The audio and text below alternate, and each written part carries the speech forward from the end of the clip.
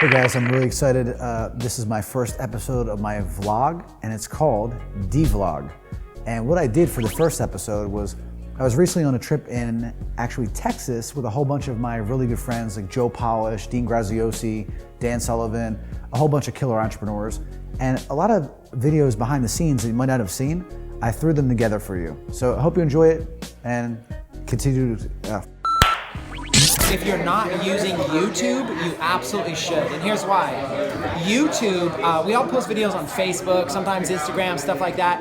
YouTube, those videos will last for months, for years, will continue to get views, but people are doing it wrong. On YouTube, you want to focus on two things primarily. One, SEO, search engine optimization. Google owns YouTube. YouTube is really a search engine. So when you make a video and upload it to YouTube, think about what keywords people are going to search for to learn it. So for example, take martial arts. How many different disciplines are there in martial arts, right?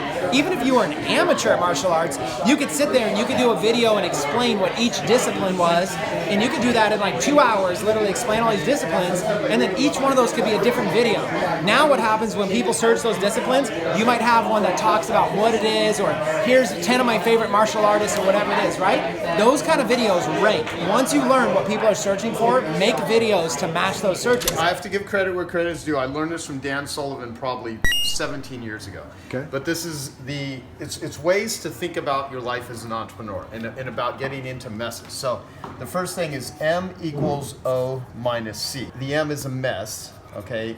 And so what a mess is equals an obligation, okay? Obligation minus a commitment. My biggest pet peeve is smoking. I hate smoking more than anything. But I know millions of people smoke. I was with my buddies here. This guy owned all the rights to American movies in China. And I see this big cloud of smoke come across me. I said, holy shit, what is that? He goes, this is the future. Cancer-free smoking. At the time, I was $600,000 in debt, went through a bad divorce. I just had my dirty underwear. That's all I had left. I see this electronic cigarette. I said, oh my God, in my mind, it took over my life. And at that moment, I'm like, oh my God, how many smokers are there? And my buddies are sitting here, I'm like, dude, we gotta get in this deal. This is gonna be hot. They looked at me like, what? What's gonna be hot? I'm like, electronic cigarette. You know how many smokers there are? We could get people off cigarettes. This would be unbelievable. Today, they wish they went in with me.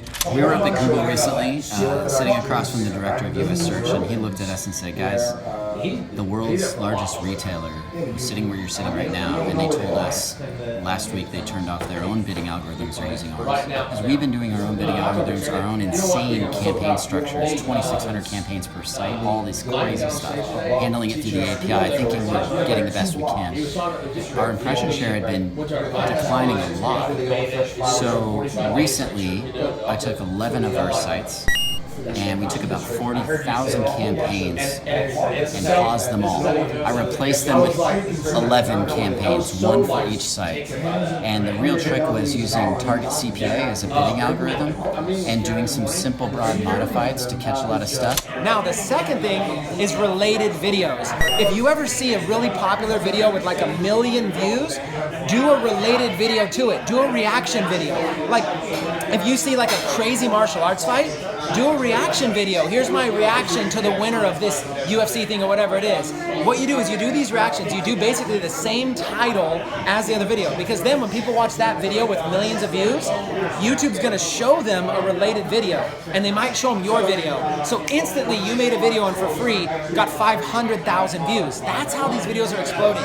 So two things, title your videos with keywords, and second, start using titles similar to titles of videos that are exploding, that are getting a lot of views. When you first start out in business, there's two boxes here, way to think about it. So you have the little box, which is the C in this case stands for capabilities.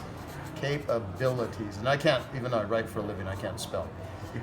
T-I-E-S. Capabilities. You know, that's what happens with spell check and everything. And so over here is an O box, which is opportunities. Every single person here has an opportunity to grow a better business, have a better life, get in better physical shape, have better relationships, be a better parent, whatever. So whatever your opportunities are, let's just look at it in the context of money.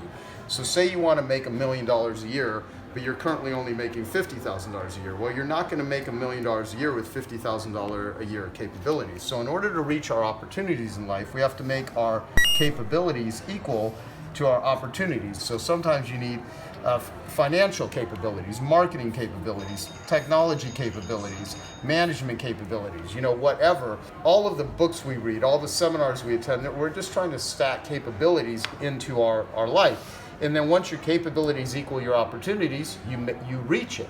I had a sports performance center, and next to my sports performance center was a spa. And there was Eli there. Eli and Yana, they were from Israel. They'd come over 10 years before. Eli, he smoked 3 packs a day of cigarettes. So after I realized I didn't really know what to look for in electronic cigarettes, I need a smoker. I need someone who knows about smoking. So every day I drove to work, Eli's smoking out there. Israeli military badass, always hustling. I said, I gotta get Eli in the hallway and pitch him my idea. Eli's walking down the hall and I grab him. I go, Eli, I have a new business for us. He goes, Howard, what? I'm in a hurry, I'm busy. I go, Eli, okay. I said, look, he takes it, pops it a few times and goes, what the f? What the f? This is f***ing gold, let's cash it in. That's his exact words, and I was like, yes, I have a partner in crime. Me and Eli shake on it, 10,000 each, we put into the company, and we never look back. Every day from 5 in the morning till midnight, we were hustling the 7-Elevens. He'd be the money collector, I'd be the decorator. I'd be plastering our logos all over the store. I'd stay in the store for an hour, I'd say, here, you smoke, what kind of cigarette you smoke? Oh, I smoke Marlboro Light. Oh, here, try Logic Gold Label. I put the disposable tip, here, try, put it in their mouth. Person by person, store by store. And we just built up, we built up distribution, we built up chain stores, and we just became a monster. In 2015, we had #1 market share in the US.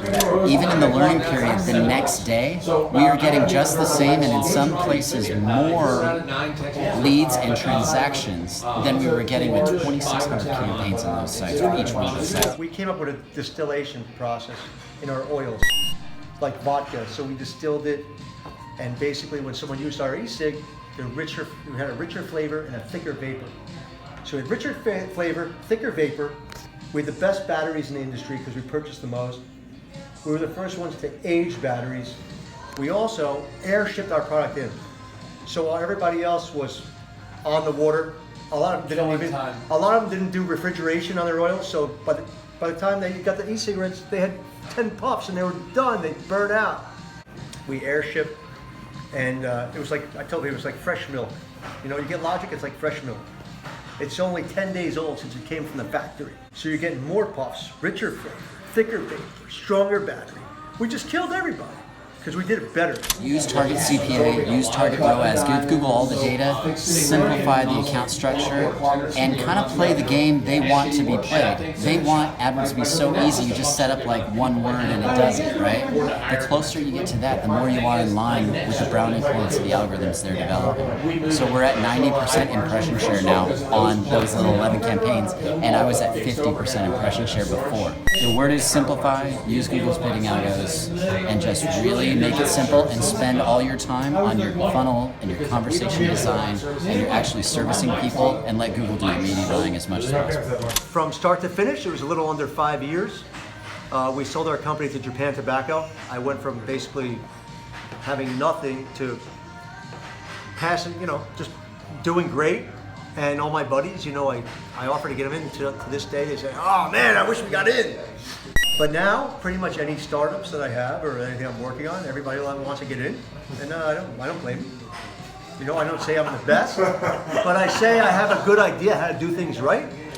As we go through life, if you're a learner, if you're educating yourself, you build up a lot of great capabilities. But what happens is you have opportunities in your life that are smaller than your capabilities. If you're in a situation where you have spent, several months, several years, and you're still getting paid the same amount of money, you're frustrated as hell. You have a mess. So you have an obligation to a job or to a career, but you've developed all these great capabilities. So if the opportunities don't increase at the rate of your capabilities, you're going to always have messes. So people have messes all the time because they don't think about this. So what you have to do is you have to either make your opportunities equal to your capabilities by raising your prices or getting different clientele, or you have to say no.